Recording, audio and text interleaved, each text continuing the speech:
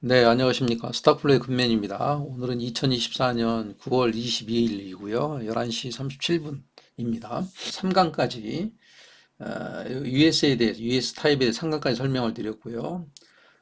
오늘은 이제 그 SU 타입입니다. 아침부터 큰 변화가 없습니다. 주가가 변화가 없다가 12시 넘어서 오후에 갑자기 이제 상한가로 이제 마감을 한 겁니다.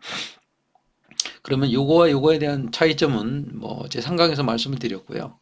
요거를 좀 더 좀 디테일하게 좀 설명을 드리겠습니다. 이런 형태로 상한가가 나타나는 경우는 크게 두 가지로 나눠보면 좀 쉬울 것 같습니다. 주가가 고가 위치에서 나타나는 경우, 그 다음에 저가 위치에서 나타나는 경우입니다. 저가에서 발생을 했다라고 생각을 해 보십시오. 저가에서 왜 발생했겠습니까?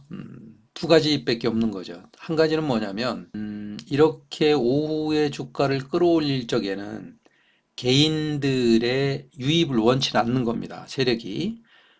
왜냐하면 오전 중에는 다 누구나 다 바라보고 있고 누구나 다 관심을 갖고 있고 시장 참여자들이 많은 상황이기 때문에 오전이 아니라 오후는 그만큼 시장 참여자들이 적은 겁니다. 그러니까 상승을 시킬 때 개인들이 들어오는 것을 굉장히 싫어하는 거죠. 방해를 하는 거죠. 못 들어오게 하는 의도를 갖고 있습니다. 그래서 상한가를 만들었는데, 자, 낮은 데서 이렇게 상한가를 만들었다는 얘기는 뭐, 세력은 그렇게 개인들의 개입이 없기 때문에 적은 돈으로, 적은 자본으로 상한가를 쉽게 만들 수가 있었던 거죠. 이제 그렇게 보시면 됩니다. 좀 더 높은 곳에 이제 낮은 가격에서 이런 것이 생겼으니까 높은 곳에 매물대가 있어서 매물을 그 높은 곳의 매물을 받기 위해서 주가를 끌어올린 경우, 자, 그 경우는 매물만 받고 하락을 하겠죠, 그죠? 그러면 이제 위험한 상황가 됩니다.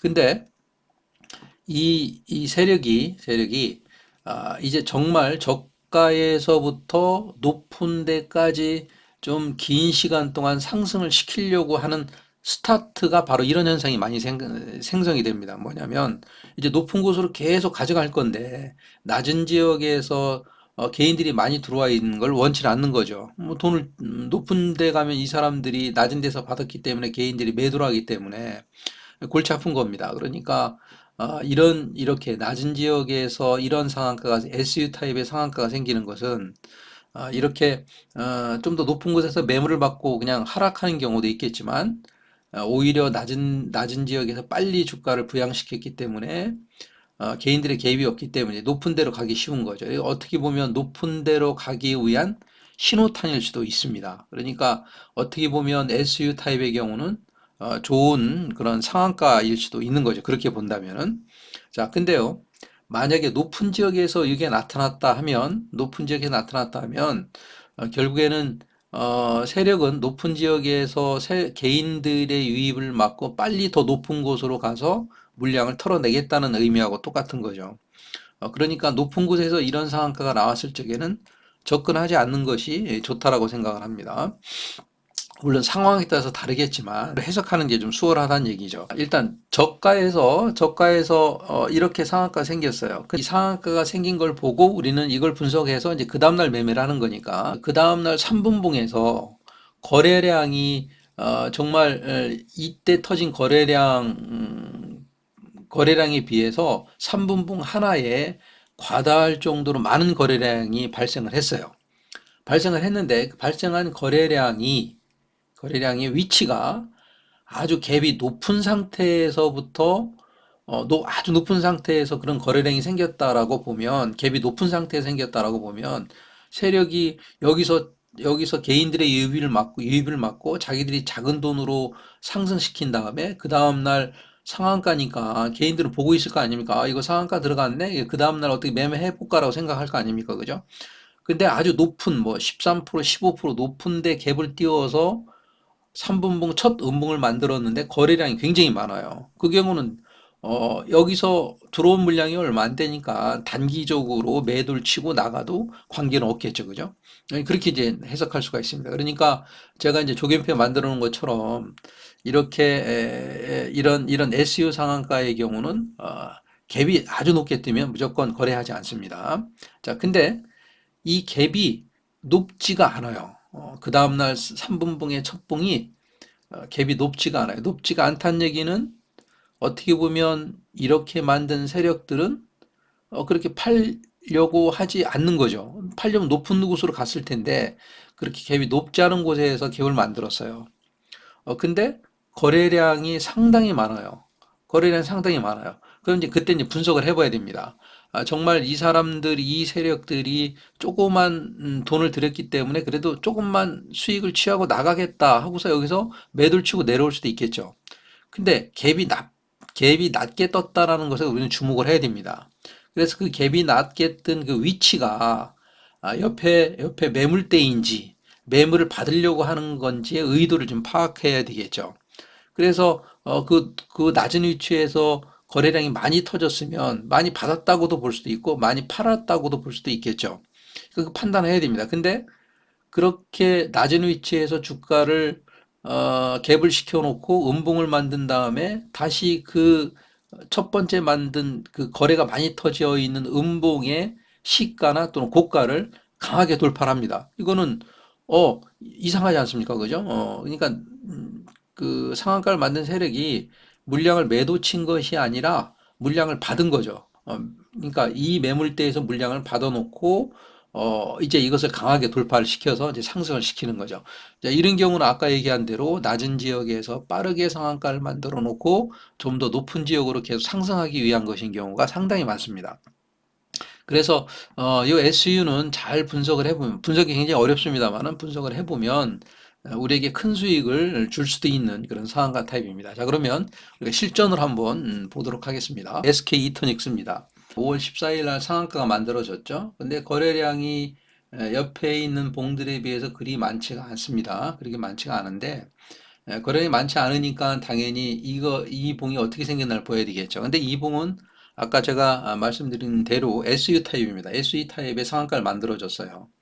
자, SU 타입에 이따 보시겠습니다만 여튼 SU 타입의 상한가가 만들어졌고 저가에서 만들어진 거죠. 그죠? 일단은 조정을 받은 저가니까 저가에 만들어졌고 그 이후에 주가는 여기까지 상승을 했어요. 그러니까 제가 말씀드린 대로 이 봉의 의미는 뭐냐면 개인들 따라붙지 말라라고 하는 겁니다. 앞으로 높은 곳으로 갈 거니까 개인들 따라붙으면 골치 아프니까 여기서 적은 거래량으로 오후에 빠르게 이제 상한가를 이제 입성을 시킨 거죠.